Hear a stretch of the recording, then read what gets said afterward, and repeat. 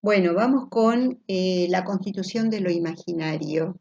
Lacan va a empezar diciendo y estudiando a partir de la importancia que él observa en sus pacientes, el papel y la captura que tiene la imagen del propio cuerpo, pero es una imagen, y ahí va a ir su desarrollo, que se funda en una particularidad para los humanos, que es la anticipación de la vista, no de la mirada, de la vista respecto de lo motriz.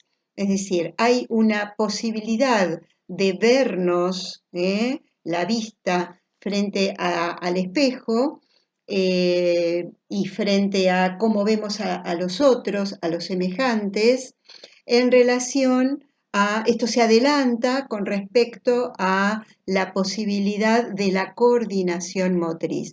Entonces lo podemos ver en un bebé que puede mirarse, se va estudiando las distintas partes del cuerpo de manera fragmentaria, y cuando trata de coordinar eso que va viendo, por ejemplo, cuando intenta tomar una cuchara y llevársela a la boca, vemos como en un comienzo esto, digamos, no la emboca, no emboca la cuchara en la boca.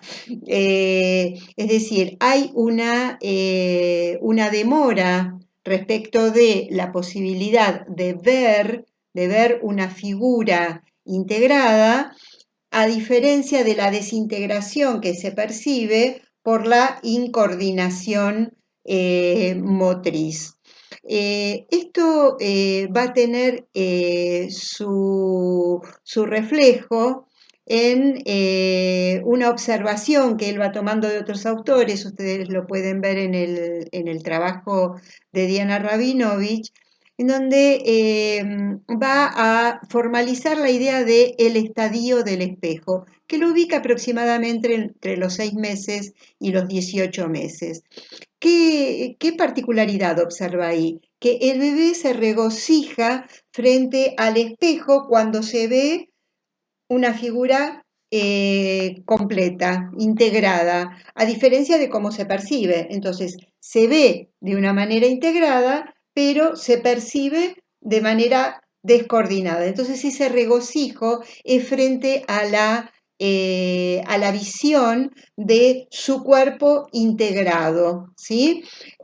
Ahora, allí se produce también una situación muy particular, que es que el bebé mira quién lo sostiene frente al espejo. Esto es producto de la observación, pero lo importante es lo que vamos deduciendo de esa observación y que después se puede trasladar a otras situaciones que no tienen necesariamente que ver con el espejo material, ¿no? El espejo puede ser la mirada del otro. Entonces decía, ese mirar quién lo sostiene, tiene una relación entre la visión de un cuerpo, miro mi cuerpo integrado frente al espejo, pero es alguien que me sostiene. Es una metáfora, es quien me sostiene en el espejo, y que ahí hace un nudo, digamos, con la dimensión simbólica, porque es alguien que nos dice, esa eres tú, ¿sí? Y ahí entramos en el orden de lo simbólico, de la palabra, de lo que representa ese cuerpo con el que nos vemos, para quien nos dice, ese eres tú. Entonces, ese eres tú va a tener muchas particularidades para cada quien, como cada quien percibe que fue visto de tal o cual manera. Eso va a ser una construcción que cada uno hace respecto de esa relación con ese otro, pequeño otro y gran otro. Vamos a ver, ustedes van a leer en distintos momentos que en los textos aparece el pequeño otro y el gran otro con mayúscula. El pequeño otro es las personas de nuestro alrededor que van encarnando a ese gran otro, ese gran otro que es,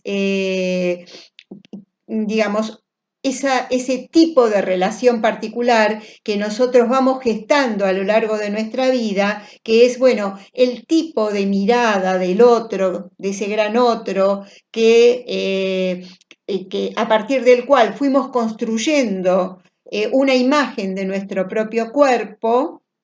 Y que después se va trasladando a diferentes otros. Entonces, allí en donde sentimos una imagen que nos devuelve la mirada del otro, que es una imagen, digamos, no muy amable, o una imagen, una mirada muy exigente sobre nuestra propia imagen, o una mirada muy amable, muy amorosa, con todas las variaciones y los matices que esto puede tener. Ahí hay como una suerte de matriz que se convierte en ese gran otro para cada uno, que luego se va trasladando a cómo uno es sensible a determinadas miradas o a otras miradas. Entonces, cómo uno se siente más armado frente a determinadas miradas y más como desintegrado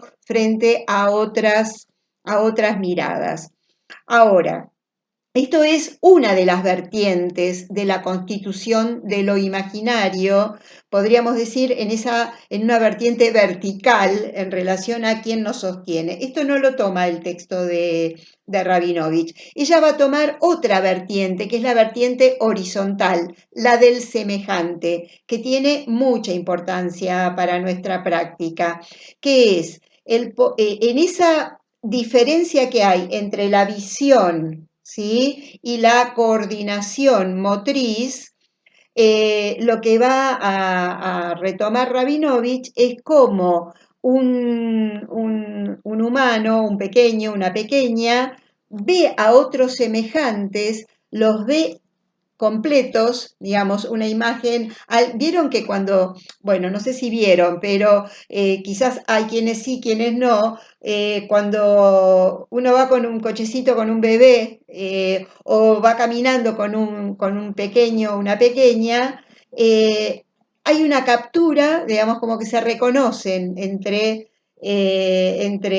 sus pares e inmediatamente van a observar y a mirar a ese otro, porque lo que fascina, lo que miran es esa imagen completa, integrada, y la propia sensación y esa evocación a posteriori de esa experiencia de un cuerpo, va a decir Lacan, como fragmentado. Pero el fragmentado viene de esa discordancia entre lo que se ve. Yo veo a ese otro que va caminando con esa otra persona de la mano y veo un cuerpito integrado, completo, y sin embargo mi sensación es de desintegrado.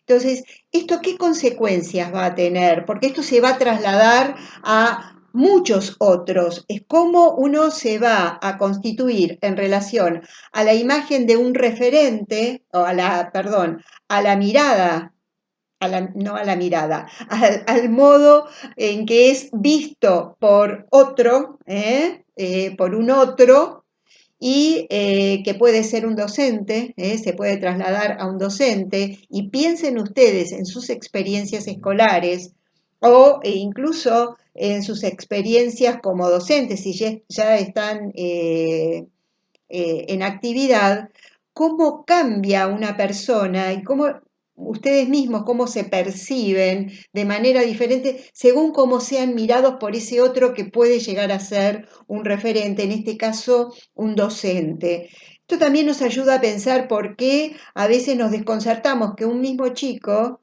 una misma chica, un chique, se presenta de una manera muy diferente con un profesor o con otro profesor o con otra profesora. Y eso depende de cómo se sienten constituidos por esa mirada del otro, voy a usar la palabra mirada, me cuido porque el objeto mirada es uno de los objetos parciales de la pulsión. Acá estamos en una zona que está muy ligada al cuerpo, a la vista, a la visión, ¿sí?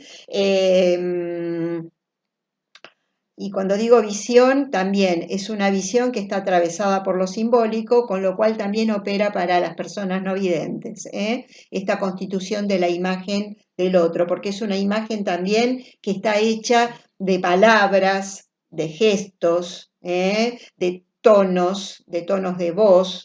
Cuando yo digo, qué lindo que sos, qué lindo, ricura, pero ahí no es lo mismo que decir, ay, qué lindo que sos, ¿sí? Es decir, ahí hay un gesto, hay un tono que va a marcar una diferencia. Acá vemos este engarce entre lo imaginario y lo simbólico.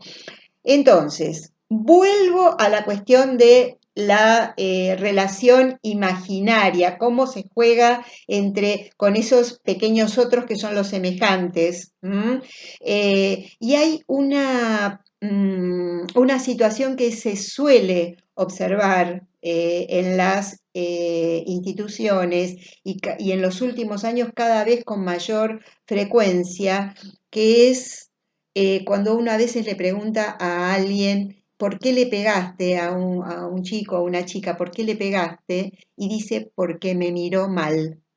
No sé si tienen esta experiencia, ¿sí? Si lo han escuchado. El me miró mal y del me miró mal se pasa inmediatamente al golpe. Se pasa, es decir, ahí la pulsión se desencadena. ¿Por qué? Porque ahí lo que aparece con la mala mirada es el cuerpo desintegrado. Piensen cómo, si alguna vez tuvieron ustedes la experiencia o tienen la experiencia de sentir que el cuerpo es como que algo sienten en el cuerpo, como se desvanece frente a una mirada que les resulta muy, eh, muy agobiante, muy exigente. Entonces, bueno, señalo estas coordenadas muy generales para ubicar la constitución de ese redondel, que es el registro, el registro imaginario, y que ya vimos que es un registro que tiene que ver con la imagen del propio cuerpo, pero que está muy relacionada con lo simbólico. Después vamos a ver qué hay de real. Ahí cuando sale la trompada, aparece ese real que no pudo ser recubierto, ni por lo imaginario, un imaginario que me da cierta consistencia, y por lo simbólico. Y finalmente, para ubicar la cuestión del narcisismo, que es algo que se menciona allí, y que el narcisismo tiene que ver con esta constitución del yo. Freud habla del narcisismo porque él se vale de la mitología. Entonces busquen el mito de Narciso y van a ver por qué tiene relación con la imagen la propia imagen reflejada, en el caso de Narciso, en el agua del río. Bueno, ahora voy a ir a la otra entrada con lo simbólico.